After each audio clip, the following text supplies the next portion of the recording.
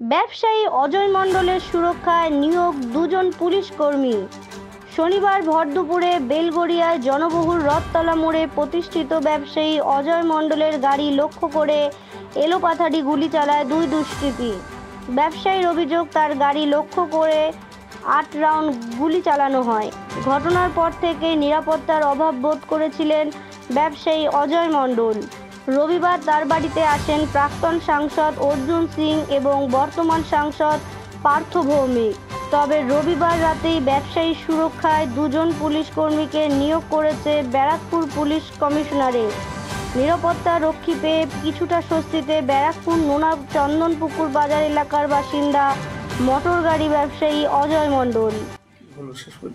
নিরাপত্তা দেওয়ার জন্যই দাবি করেছিলাম, তার কালকে দিয়ে দিচ্ছে। পার্থবাবু যখন আসলেন, আমাদের চেয়ারম্যানও ছিল, এখান থেকে ফোন করার পরে সিবি সাহেব কালকে রাত্রেই পাঠিয়ে দিয়েছে। স্বস্তি লাগছে? 50% কেটে গেছে।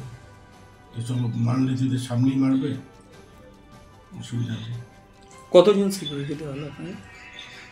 2 জন, আমার একজন পার্সোনাল আছে। এই মুহূর্তে কি আশ্বস্ত?